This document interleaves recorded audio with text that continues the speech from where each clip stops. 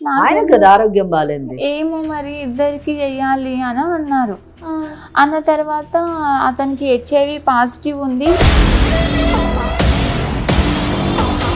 అయితే నాకు అతనికి కలిసిందే లేదు అసలుకి. నేను అతను పెళ్ళయి ఒక 10 to 15 days మాత్రమే అయ్యింది. అయినా అందులో అతను నా దగ్గర సరిగా ఉండకపోవడము, నాతో మాట్లాడకపోవడము, నన్ను దగ్గరికి రానియకపోవడం, నన్ను పట్టించుకునేవాడే కాదు మేడం అసలుకి. మంచిదే ఎందులే పట్టించుకోండి నిజం చెప్పాలంటే. హెల్త్ బాగోని అబ్బాయిని, అది మామూలు డిసీజ్ కూడా కాదు కదా, నాకు ఎందుకు ఇచ్చి పెళ్లి చేస్తారు, అసలు నా జీవితం ఏం చేయదలుచుకున్నాను, నువ్వు గట్టిగా అడిగావా? ఎందుకు ఫోన్ చేసినావు అంటే మరి పెళ్లి చేసుకున్నావు, మరి ఇట్లా అయ్యింది, ఏంది విషయం, మరి నేను ఇంతేనా ఇంకా నా దగ్గర పెట్టకు, ఉండాలనుకుంటే ఉండు, లేకపోతే ఎరుపు. వద్దనుకున్నప్పుడు మరి పెళ్లి ఎందుకు చేసుకున్నట్టు, అంతగానం ఇంటికి వచ్చి మీ అమ్మ అంతగానం చేసి? నేను కాబట్టి పెళ్లి చేసుకున్నా, లేకపోతే నిన్నెవడు చేసుకుంటాడు? ఆస్తుందా, అన్నం ఉందా, ఏముందని పెళ్లి చేసుకుంటాను నేను? అవి లేవు కాబట్టి చేసుకున్నావా ఇప్పుడు నువ్వు? తెలియదు అనుకున్నావా? ఇవి నువ్వు పచ్చి మోసం చేసి ఆ అమ్మాయిని పెళ్లి చేసుకొని ఆ అమ్మాయి జీవితం అంతా పాడు చేసావు. ఒక భార్యగా తనకు కూడా కొన్ని కోరికలు ఉంటాయి కదా, ఆమె ముసలిది కాదు, ఆమెకేం HIV లేదు. ఆ అమ్మాయి ఇక్కడికి వచ్చి మాకు విడాకులు ఇప్పించండి అని అడుగుతుంది. నీతో ఇప్పుడు ఇందాక నా ముందు మాట్లాడితే నేను ఇవ్వను, నీ ఇష్టం ఉన్నది చేసుకొని నువ్వు సమాధానం చెప్తున్నావు. ఆ అమ్మాయికి విను నేను ఇయ్యను, ఎందుకంటే నా పరువు పోతుంది మేడం నలుగురిలో. ఏం చేస్తారో చేసుకోండి, నేనైతే విడాకులు ఇవ్వను.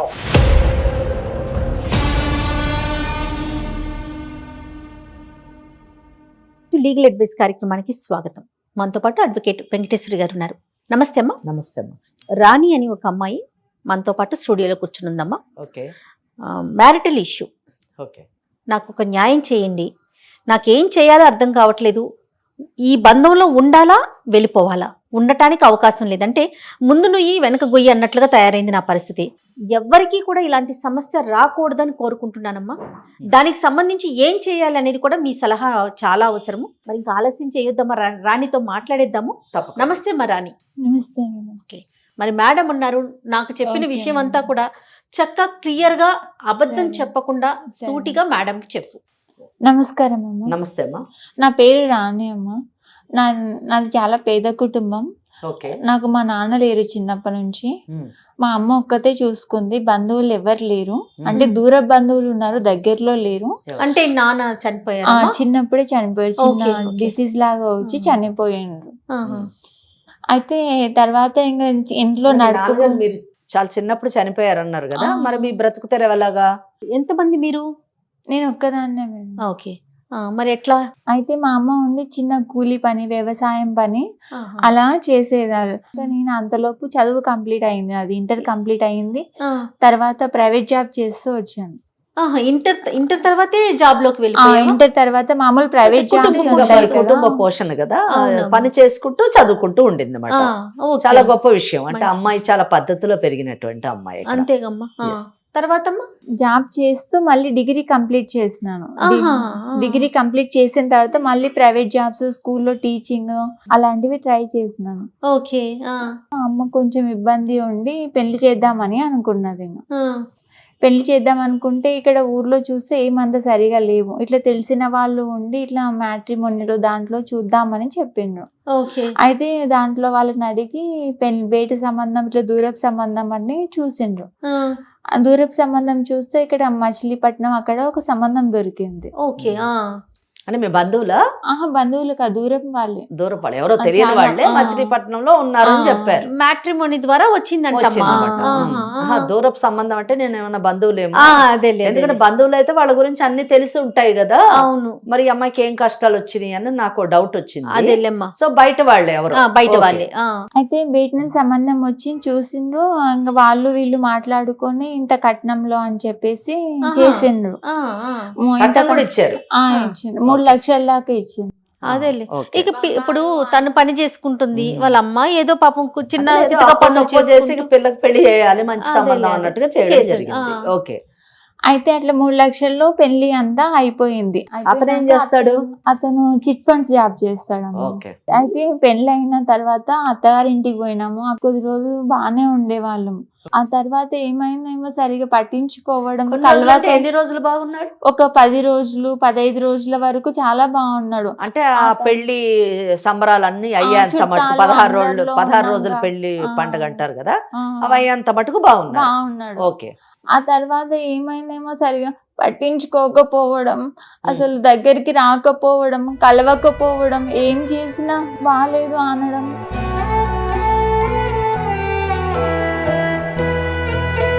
మీ అత్తగారు చెప్పలేదా మరి మీరు? మా అత్తగారు పక్కనే ఉండి చూస్తుంది, ఎందుకు ఇట్లా అని అంటే, అతను కొత్త కదా ఈ లైఫ్ ఇట్లా ఉండడము, అందుకే ఇట్లే ఉంటాడు, నిమ్మలంగా అతని దగ్గరికి అవుతాడు, నువ్వు దగ్గరికి చేసుకోవాలి అని అంటే, సరే అని చెప్పి నాకు ఇంకా అతను డ్యూటీకి పోతున్నాడు, ఇంకా ఈమె ఏం చేస్తుంది, అత్తయ్య నాకు ఇంట్లో పని ఎట్లా చేయాలి, ఎట్లా అలవాటు చేసుకోవాలి, నా తర్వాత నువ్వే కదా, నువ్వే చేసుకో, అది ఇదని ఈమె చెప్పుకుంటూ వచ్చింది. మరి నువ్వు ఆఫీస్కి వెళ్ళట్లేదమ్మా, మానేసావా జాబ్ ని? అంటే ఇంట్లో పని అలవాటు అయిన తర్వాత నిమ్మలంగా పోదువు, ఇప్పుడు ఏముంది తొందర, అదేలే. నీకు ఇప్పుడు ఈ ఊరు కొత్త కదా, ఇక్కడ ప్రపంచం కొత్త కదా, కొన్ని రోజులు అయినాక నా కొడుకే నిన్ను పంపిస్తాడు అంటే, నేను ఆ మాట పెద్దల మాట ఎందుకని వినుకుంటూ వచ్చిన. అదేలే. చేసినాను, ఇంట్లో పని చేసుకుంటూ ఈయన డ్యూటీకి పోయి వచ్చేవాడు. వచ్చినాక ఓ రోజు ఆయాస పడుకుంటూ సరుకులు తెచ్చేవాడు. సరుకులు తెచ్చి ఒక దూరం పెట్టి కూర్చొని చాలా ఆయాస, ఇట్లా కూర్చొని మొత్తం ఇదంతా ఇట్లా పైకి లేస్తట్లు చాలా ఆయాస పడిపోతున్నాడు అసలుకి.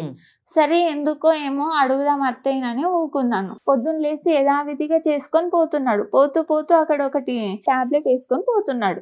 రోజు వేసుకుంటున్నాడు. మీ ఇట్లా ఆయాస పడినప్పుడు మీ అత్తయ్య ఏం కంగారు పడలే? ఏం లేదు, ఆమె ఊకే దగ్గరకు వచ్చి నీళ్ళు ఇవ్వడం, మామూలుగా మీరు ఇట్లా కూర్చుంటే ఓకే. అంతేగాని ఏంటి కొత్త ఏమైంది అని కొత్తగా ఏమి తెలుసుకోవడానికి ప్రయత్నించలేదు. అయితే టాబ్లెట్ వేసుకొని నార్మల్ గా డ్యూటీకి వెళ్ళిపోయిండు. ఎప్పుడు ఎలా వెళ్తాడో అలాగే వెళ్ళిపోయిండు. వెళ్ళి మళ్ళీ సాయంత్రం వచ్చిండు. సాయంత్రం వచ్చినాక నాకు ఒళ్ళు నొప్పులు నీరసంగా ఉంది అని అన్నాడు. అయితే ఆ రోజు శనివారం ఏమో ఉంది. అత్తయ్య నుండి అడిగినా నేను, అత్తయ్య రేపు ఆదివారం కదా, ఇట్లా బయటికి పోయి వస్తాం గుడికి ఎక్కడన్నా అని అడిగినాము. ఇక్కడ మచిలీపట్నం ఎప్పుడు చూడలేదు అన్నారు కదా, ఒకసారి పోయి వస్తాము అంటే, అత్తయ్య ఉండి పోయిరండి అని చెప్పింది. మళ్ళీ వెళ్ళేటప్పుడు మళ్ళీ వేసుకున్నాడు టాబ్లెట్. మళ్ళీ వేసుకుంటే ఇది ఎందుకు వేసుకుంటున్నాడు, కొంతమంది చప్పరెట్టి వేసుకుంటారు కదా, అవేమో అనుకున్నాను. అవేమో అని అనుకుని పోయినాను. పోతే అక్కడ బయటికి పోయినాక స్టెప్స్ ఎక్కే దగ్గర కానీ మామూలుగా నడిచేటప్పుడు రోడ్డు మీద కానీ ఆయాస పడుతున్నాడు. ఇచ్చిన తాగిండమ్మా, తాగినాక బాటిల్ ఇట్లా పట్టుకొని కింద పడిపోయిండు. అయ్యో.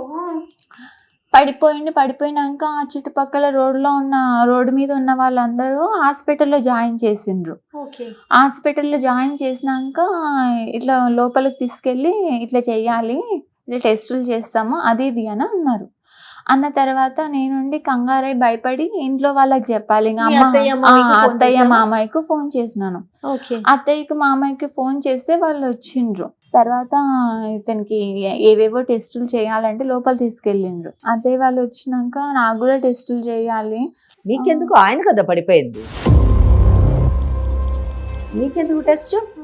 ఆయన కదా ఆరోగ్యం బాగాలేదు, ఇద్దరికి చెయ్యాలి అని అన్నారు. అన్న తర్వాత అతనికి HIV పాజిటివ్ ఉంది, నీకు కూడా ఉందేమో నీ వల్ల అతనికి అని చెప్పి డౌట్తో నాకు కూడా టెస్ట్ చేసింది. ఓకే. మీ రిపోర్ట్ ఏమొచ్చింది? ఏం లేదు, నిల్ అని వచ్చింది. Thank God. అతనికి ఉంది అని చెప్పిండ్రు. అయితే నాకు అతనికి కలిసిందే లేదు అసలుకి.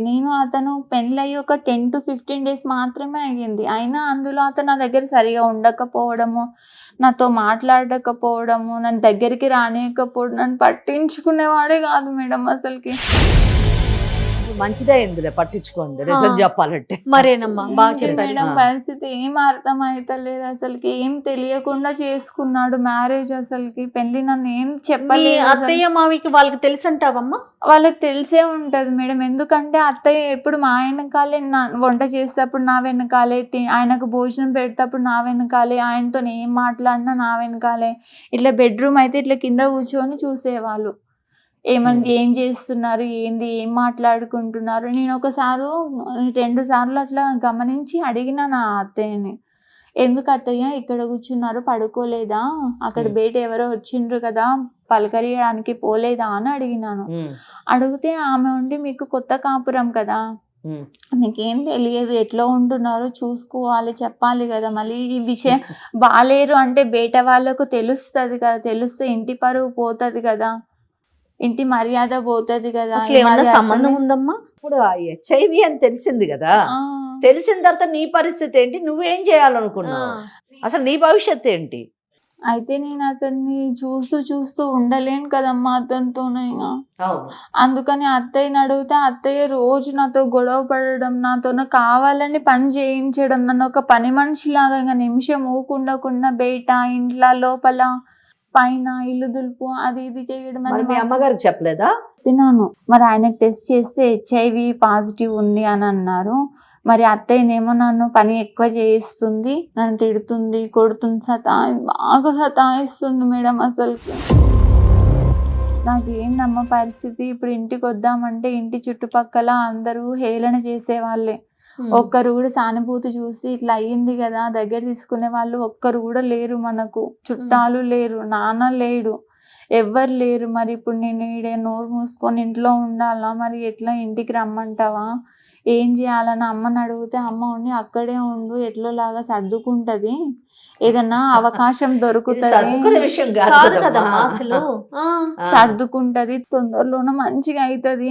అది తెలుసు అసలు HIV అంటే ఏంటో ఆమె చెప్పిన అర్థం కాని పరిస్థితి ఆమెది. ఇంకా అందుకని చెప్పలేదు, ఇంకా ఏం చేయాలో నాకు కూడా అర్థం అవుతలేదు. అందుకే మీరు ఏమైనా సహాయం చేస్తారేమో అని ఇక్కడికి వచ్చినానమ్మా. నీకేం కావాలి అసలు చెప్పండి.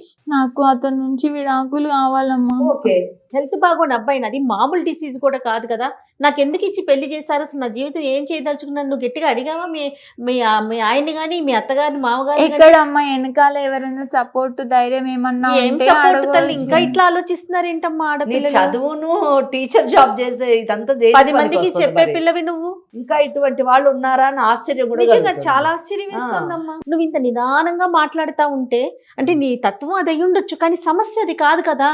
మీ ఆయనతో మాట్లాడే అసలు అడిగి ఏమంటాడు చెప్పలేదు ముందు, ఆ తర్వాత నిదానంగా అడగంగా విసుగొచ్చిందో ఏమో అమ్మ, మరి రిపోర్ట్లో తెలిసింది కదా అతను చెప్పేదేముంది అని అడిగితే ఏం చేసుకుంటావు చేసుకోపోయాగా, పుట్టింటికి పోతావా, ఏడికన్నా పోతావా, ఏం చేసుకుంటావో చేసుకోపో, పుట్టింటికి పోతావా పో, నీ ఇష్టం ఏమన్నా చేసుకో, నాకైతే తెలియదు, ఇంకా నాకైతే నేనైతే ఇట్లే ఉంటా, మరి నేనైతే ఇట్లే బతుకుతా అని అంటున్నాడు. మరి నిన్ను ఎందుకు చేసుకున్నాడంట? ఎందుకు చేసుకున్నాడంటే ఆయన చేయడానికి ఒక ఆమె ఉండాలి కదమ్మా, మరి వాళ్ళ అమ్మకు సహాయంగా ఈయనకు సహాయంగా. మరి నువ్వేం చేయాలనుకుంటున్నావు ఇప్పుడు? చదువుకున్న అమ్మాయి కదా. నేను అట్లా చేయాలని చేసుకోలేదమ్మా, అదొకటి అయిపోయింది, నువ్వేం చేయలేవు, నీ చేతిలో పని కాదు. ఇప్పుడు నెక్స్ట్ మీ తల్లిగారు చూసి చేసినటువంటిది, నెక్స్ట్ నీ భవిష్యత్తు ఏంటి? నెక్స్ట్ జాబ్ చేద్దాం, ఇతని విడాకులు ఇచ్చేసి ఇతనికి నేను నెక్స్ట్ నిలబడి జాబ్ చేయాలని నేను అనుకుంటున్నాను. వెరీ గుడ్, మంచి డెసిషన్ ఇది. మరి అతనితో ఒకసారి మాట్లాడాలి కదా, నిజంగా అసలు అతను ఏమంటున్నాడు అనేది. రిపోర్ట్స్ అన్ని కూడా తెప్పిస్తాను, ఒకసారి మీరు చూద్దురు గానీ.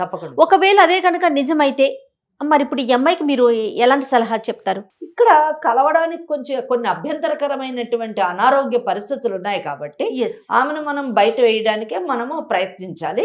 దానికి లీగల్ గా ఏ విధంగా సపోర్ట్ చేయాలి అన్న దానికి మన దగ్గర ఒక పరిష్కారం ఉంది. అయితే ముందు ఆ అబ్బాయితో మాట్లాడితే ఆ పరిష్కారం చాలా మటుకు సులువుగా అయ్యేటటువంటి అవకాశం ఆ అబ్బాయి చేతిలో ఉంది.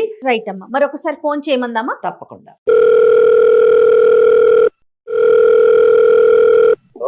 హలో, చెప్పు.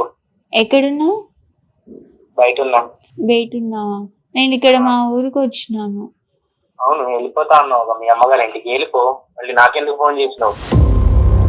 ఎందుకు ఫోన్ చేసినావు అంటే మరి పెళ్లి చేసుకున్నావు, మరి ఇట్లా అయ్యింది, ఏంది విషయం, మరి నేను ఇంతేనా? ఇంకా నా దగ్గర పెట్టకు, ఉండాలనుకుంటే ఉండు, లేకపోతే ఎరుపు. వద్దనుకున్నప్పుడు మరి పెళ్లి ఎందుకు చేసుకున్నట్టు? అంతగానం ఇంటికి వచ్చి మీ అమ్మ అంతగానం చేసి. నేను కాబట్టి పెళ్లి చేసుకున్నా, లేకపోతే నిన్నెవడు చేసుకుంటాడు? ఆస్తుందా, అన్నం ఉందా, ఏముందని పెళ్లి చేసుకుంటాను నేను? అవి లేవు కాబట్టి చేసుకున్నావా ఇప్పుడు నువ్వు? తెలియదు అనుకున్నావా? ఏమి మరి అయితే నన్ను విడాకులు ఇస్తాను, వదిలే ఇంకా నన్ను. విడాకులు ఇవ్వడం నేను కాబట్టి నిన్ను పెళ్లి చేసుకున్నా, నిన్ను ఇన్ని రోజులు మంచిగా ఇక్కడదేమో చూసుకున్నా. అసలు ఒకసారి ఇవ్వమ్మా ఇక్కడ మేడం మేడం మాట్లాడతారంట. నువ్వు ఇవ్వు ముందు. ఎట్లా అయినా కానీ నేను వెంకటేశ్వరి అడ్వకేట్ని మాట్లాడుతున్నాను నీతోని. నువ్వు రాణితో మాట్లాడినటువంటి మాటలు వింటే నాకు చాలా ఆశ్చర్యం వేసింది. ఎందుకంటే నువ్వు పచ్చి మోసం చేసి ఆ అమ్మాయిని పెళ్లి చేసుకొని ఆ అమ్మాయి జీవితం అంతా పాడు చేసావు. నీకు ఈ హెచ్ఐవి జబ్బు ఉందని తెలుసా లేదా నీకు ముందే? తెలుసు మేడం. మరి తెలిసి ఎందుకు పెళ్లి చేసుకున్నావు? హెచ్ఐవి ఉన్నప్పుడు కాపురం చేయడానికి అవకాశాలు ఉండవన్న సంగతి నీకు తెలియదా? మరి తెలిసి ఎందుకు చేసుకున్నావు? ఎందుకు చేసుకున్నావు? అమ్మాయికి చెప్పారా? టార్చర్ ఏం పెట్టలేదు మేడం. ఏం టార్చరు? ఏం టార్చరు? టార్చర్ అంటే ఏంటి? కొట్టడమే టార్చరా? తిట్టడమే టార్చరా? ఒక భార్యగా తనకు కూడా కొన్ని కోరికలు ఉంటాయి కదా. ఆమె ముసలిది కాదు, ఆమెకేం హెచ్ఐవి లేదు. ఆ విషయం నువ్వు ముందు చెప్పాలి కదా. నువ్వు చెప్పావా? నువ్వు కానీ మీ అమ్మ కానీ చెప్పారా నీకు హెచ్ఐవి ఉందని? చెప్పలేదు మేడం. మరి చెప్పకుండా చేసుకోని దాన్ని ఏమంటారు? ఏమంటారు చెప్పు నీ భాషలో. నేను చట్టం దృష్టిలో ఏంటో చెప్తాను. చీటింగ్ అంటారు కదా. మరి చీటింగ్ చేసిన నువ్వు నిజానికి ఏ శిక్ష అనుభవిస్తావు నేను తర్వాత చెప్తాను. ఇప్పుడు ఒకటే సొల్యూషను. నువ్వు ఆ అమ్మాయి ఇక్కడికి వచ్చి మాకు విడాకులు ఇప్పించండి అని అడుగుతుంది. నీతో ఇప్పుడు ఇందాక నా ముందు మాట్లాడితే నేను ఇవ్వను, నీ ఇష్టం ఉన్నది చేసుకొని నువ్వు సమాధానం చెప్తున్నావు. మా ఆ అమ్మాయికి విను విను విడాకులు నేను ఇయ్యను, ఎందుకంటే నా పరువు పోతుంది మేడం నలుగురిలో. బయటకు వెళ్ళినప్పుడు కింద పడిపోయి హాస్పిటల్కి తీసుకెళ్ళినప్పుడు నీ పరువు పోలేదా? నీకు హెచ్ఐవి ఉందని చెప్పినప్పుడు అంటే నీ పరువు గురించి ఆ అమ్మాయి జీవితాన్ని బలి చేస్తావా? ఆ అమ్మాయి చెప్పినట్టుగా సైలెంట్ గా విడాకులు కానీ ఇవ్వకపోతే నీ పరువు ఇంతకంటే పోయే పరిస్థితిలోని మేమేం చేయాలో చేస్తాం. ఏం చేస్తారో చేసుకోండి, నేనైతే విడాకులు ఇవ్వను.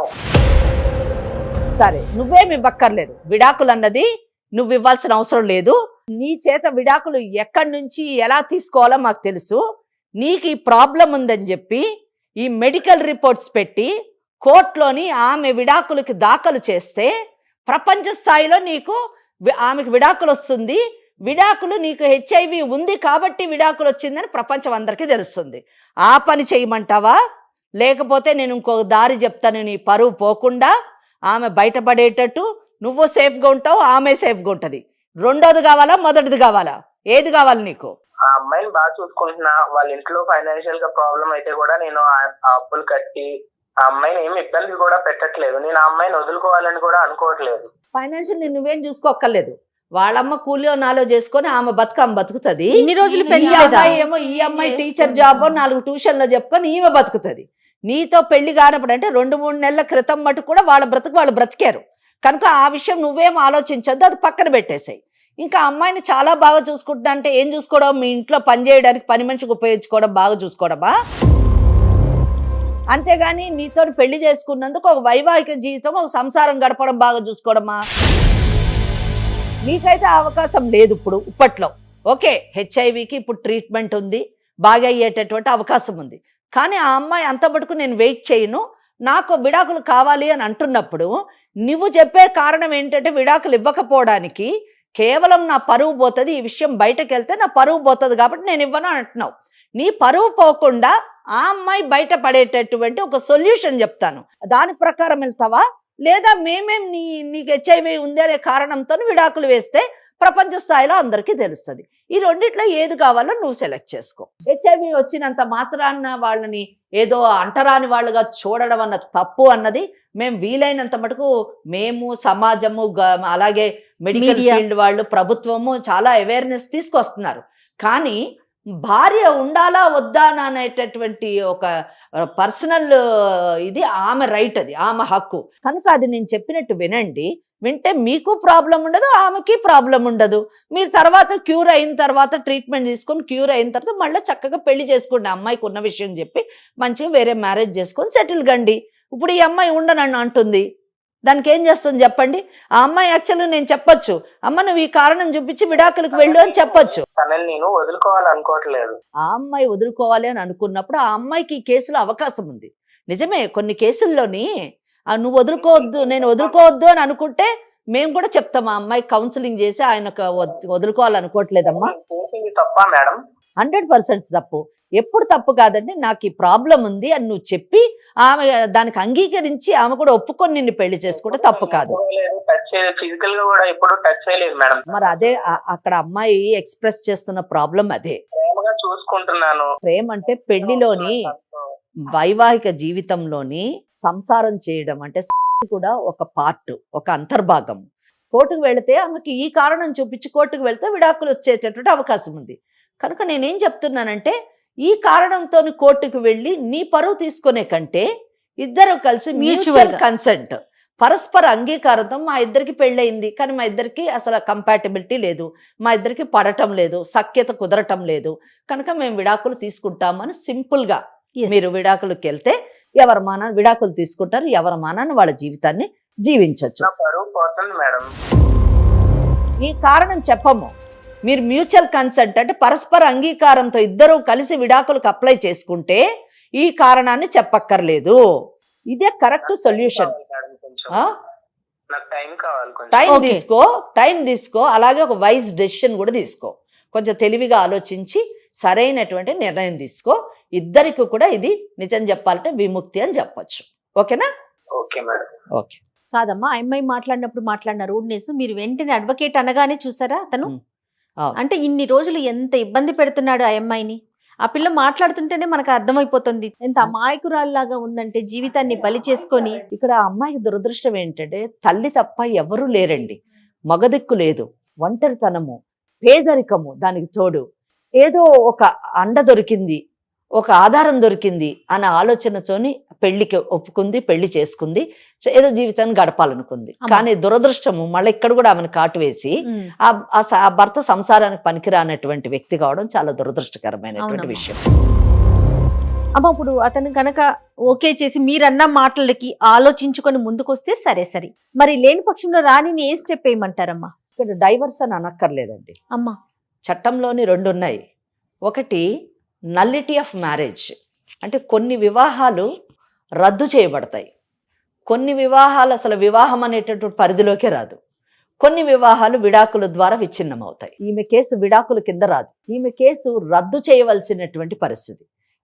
బిఫోర్ కంప్లీషన్ ఆఫ్ 1 year, అంటే ఈ ఒక సంవత్సరం లోపలే ఈమె వివాహము మోసం పూరితమైనటువంటి వివాహం అనేటటువంటి విషయం వెలుగులోకి వచ్చింది కాబట్టి మోసం చేశారు, దట్టు ఈ సమస్యతోని ఉన్నాడు కాబట్టి ఈ వివాహం అసలు రద్దు చెయ్యాలి, నల్ అండ్ వైడ్ అని డిక్లేర్ చెయ్యాలి అని section 12 of Hindu marriage act కింద ఈమె కేసు వేసుకుంటే సింపుల్ గా ఈమెకి వివాహమే రద్దు అయిపోతుంది. అమ్మ, ఇక్కడ ఒక చిన్న అనుమానం అమ్మ, ఇప్పుడు తనకి భరణం వచ్చే అవకాశం ఉందా? వస్తుంది, భరణం వస్తుంది. అయితే ఇక్కడ ఒక చిన్న ప్రాబ్లం ఉంది ఈ కేసులోని. ఈ కేసులోని ఏదైనా కానీ మ్యూచువల్ కన్సెంట్ అని అయితే మనము ఒక అడ్వైజ్ అయితే చేశాము, కానీ ఆ మ్యూచువల్ కన్సెంట్ ఇప్పుడు ఇమీడియట్ గా రాదు. ఏ కేసు అయినా విడాకులు తీసుకోవాలంటే అది కంటెస్టెడ్ కేసు కానివ్వండి లేదా మ్యూచువల్ కన్సెంట్ కానివ్వండి, ఆఫ్టర్ కంప్లీషన్ ఆఫ్ 1 year మాత్రమే వెళ్ళాలి. ఓకే. ఇక్కడ ఏమైంది, పెళ్ళయింది 2 నెలలే అయ్యింది, 2 నెలల లోపల ఒకవేళ వెళ్ళాలి కోర్టుకి అంటే దాన్ని సెక్షన్ 12 కింద వివాహాన్ని రద్దు చేయండి అంటే నల్ అండ్ వైడ్ అని వెళ్ళాలి. ఆ గ్రౌండ్ ఏం చూపించాలి, చీటింగ్ ఒకటి అయ్యింది, ఈ అబ్బాయికి HIV ఉంది అని చెప్పాలి.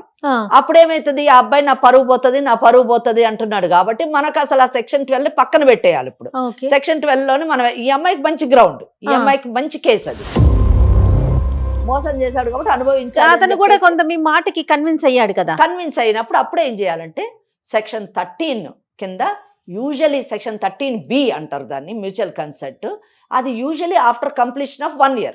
కానీ ఈ కేసులోని ఎక్సెప్షనల్ సర్కమ్స్టెన్సెస్ లోని 1 year కంప్లీట్ కాకుండా కూడా మనం కోర్టుకు వెళ్ళొచ్చు. అది వివాహాన్ని విడాకులు కావాలి అని అడగొచ్చు. దాన్ని సెక్షన్ 14 కింద ఎక్సెప్షనల్ గ్రౌండ్స్ లోని పెటిషన్ వేయాలి, మా కేసుని కన్సిడర్ చెయ్యండి, 1 year కాలేదు చట్ట ప్రకారము కానీ స్టిల్ మాకు కావాలి. ఆ ఎక్సెప్షనల్ గ్రౌండ్ మనము ఈ ప్రాబ్లం ఉంది, సంసారానికి HIV ప్రాబ్లం ఉంది అనేటటువంటి ఒక ఎక్సెప్షనల్ గ్రౌండ్ తీసుకొని అప్పుడు ఈ అమ్మాయి మ్యూచువల్ కన్సెంట్ కి ఇద్దరు కలిసి వెళ్ళొచ్చు. అయితే అప్పుడు కూడా HIV అన్నది వెలుగులోకి వస్తుంది కదా అని మీకు డౌట్ రాదు, కానీ డిగ్రీలో రాదు. 13B లోని అంటే వీళ్ళకి వచ్చినటువంటి ఆర్డర్ లోని ఎందుకు విడిపోయారు అంటే HIV గ్రౌండ్ అని రాదు, ఇన్కంపాటబిలిటీ అని వస్తుంది. రైట్ ఈ సెక్షన్ 14 లో పర్మిషన్ కి మాత్రమే హెచ్ఐవి చూపిస్తాం, అదే వెలుగులోకి రాదు. ఓకే రాణి వింటున్నావమ్మా? కాంప్లికేటెడ్ కేసు అన్నమాట, లీగల్ గా complicated, but easy solution is that ఆ అబ్బాయి గాని మ్యూచువల్ కన్సెంట్ ఒప్పుకుంటే, though it is complicated legally, it can be made very simplify చేయొచ్చు. రైట్, అతను గనక మ్యూచువల్ అండర్స్టాండింగ్ కు వస్తే చాలా సింపుల్ అని చెప్తున్నారు. అవేంటమ్మా? ఇవి రిపోర్ట్స్ మేడం కి ఒక్కసారి ఇవ్వండి. ఓ ఇది క్లియర్ గా ఉంది కదమ్మా? హెచ్ఐవి క్లియర్ గా ఉంది. అతను కూడా అడ్మిట్ చేశాడు. అవునవును, అతను కూడా అడ్మిట్ చేశాడు. రిపోర్ట్స్ లో కూడా హెచ్ఐవి అని ఉంది క్లియర్ గా. అయితే ఒకటి ఏంటంటే హెచ్ఐవికి మధ్యన ఏదో మందు కనుక్కున్నారు, హెచ్ఐవి కూడా క్యూరబుల్ అంటున్నారు. రైట్, మరి ఇప్పుడు రాణిని ఏం చేయమందాం? రాణిని ఇప్పుడు ఒకటే సింపుల్ థింగ్, రాణి భయపడాల్సిన అవసరం లేదు. అతను ఒప్పుకున్నాడా, సింపుల్ గా మ్యూచువల్ కన్సెంట్ లో వెళ్తారు. ఒప్పుకోని పక్షంలో సెక్షన్ 12 కింద, అంటే 13B కాస్త సెక్షన్ 12 కింద నల్ అండ్ వైడ్ అని వేసుకోవచ్చు. రైట్, ఇప్పుడైతే పుట్టింటికి వెళ్ళిపోవటమే బెటర్ అంటారా? అంతేనా? రైట్, వింటున్నావమ్మా? అది శుభ్రంగా మీ ఇంటికి వెళ్ళిపో. తర్వాత తను వచ్చిన దాన్ని బట్టి మేడంతో మళ్ళీ ఇంకొకసారి పర్సనల్ గా మాట్లాడి ఏం చేద్దాము, తను ఎలా వస్తాడంటే, ఎందుకంటే నువ్వు డివోర్స్ కి అడుగుతున్నావు కాబట్టి, అంతే కదమ్మా? అంతే అంతే. ఈ కేసు ద్వారా మనము హెచ్ఐవి వచ్చినటువంటి ప్రతి ఒక్కరూ విడాకులు తీసుకోవాలి, లేదా వాళ్ళ మ్యారేజ్ నల్ అండ్ వాయిడ్ అని డిక్లేర్ చేయాలి అనేటువంటి మెసేజ్ నేను ఇవ్వదలుచుకోలేదు. రైట్, ఎందుకంటే వాళ్ళని మనం చాలా జాగ్రత్తగా, చాలా దయతోని చూడాల్సినటువంటి పరిస్థితి. ఇమోషనల్ గా మనం ఇమోషనల్ సపోర్ట్ ఇవ్వడం వల్ల వాళ్ళు బాగుపడేటటువంటి, అంటే ఆరోగ్యపరంగా బాగయ్యేటటువంటి అవకాశం ఉంది. ఎందుకంటే ఈ రోజు ట్రీట్మెంట్ కూడా వచ్చింది కాబట్టి. అంటే విషయం మనం ఎందుకు అంటున్నామంటే, అతనికి ఆల్రెడీ తెలుసు పాపం చీటింగ్ చేశాడు. అతను చీట్ చేసి ఈ అమ్మాయిని పెళ్లి చేసుకో, ఒక ఇంట్లో ఒక పని మనిషి లెక్కన ట్రీట్ చేస్తున్నాడు కాబట్టి ఆ సెక్షన్స్ అన్ని మనం మాట్లాడాల్సి. She doesn't want to live. విడాకులు కావాలి అంటున్నప్పుడు మనం కూడా ఏం చేయలేము. చట్టం కూడా ఆమెకు అండగా ఉండేటటువంటి అవకాశం కాబట్టి మనం చెప్పాం వాట్ పాసిబిలిటీస్ ఆర్ దేర్ మనం చెప్పాను తప్పితే. అవునవును, మనం we are not driving her towards divorce. అందుకనే ప్రీ మ్యారిటల్ కౌన్సిలింగ్ అనేది చాలా అవసరం అనే విషయం ఇప్పుడు తెర మీదకి వస్తా ఉంది కదమ్మా. ఇదివరకు రోజుల్లో అటు 7 తరాలు ఇటు 7 తరాలు ఎగ్జాక్ట్లీ 7 తరాలు చూసుకోకపోయాం. కనీసం ఆరోగ్య పరిస్థితులు ఎలా ఉన్నాయి అనేదన్నా కనుక్కుంటే ఈ తరం వాళ్ళు. ప్రీ మ్యారిటల్, పోస్ట్ మ్యారిటల్ అంటే ఆఖరికి 30-40 ఏళ్ళు వైవాహిక జీవితం గడిపిన వాళ్ళకి కూడా ఈ రోజు కౌన్సిలింగ్ చేయాల్సినటువంటి పరిస్థితి మనకి ఏర్పడుతుంది. కనీసం హెల్త్ కండిషన్స్ వరకైనా తెలుసుకోగలిగితే ఆ అవేర్నెస్ వస్తే బాగుంటుందేమో కదా. అవునండి, సరేనమ్మా రాణి, నువ్వు నిదానంగా ఆలోచించుకుని నువ్వు ఎలాంటి నిర్ణయం తీసుకున్నా దానికి మేమైతే సపోర్ట్ చేస్తాం. సరేనా? ఓకే అమ్మా, ధైర్యంగా ఉండు. అంతే. ఓకే అమ్మా, థ్యాంక్ యూ సో మచ్ అమ్మా. మీకు కూడా ఓకే తల్లి. ఓకే.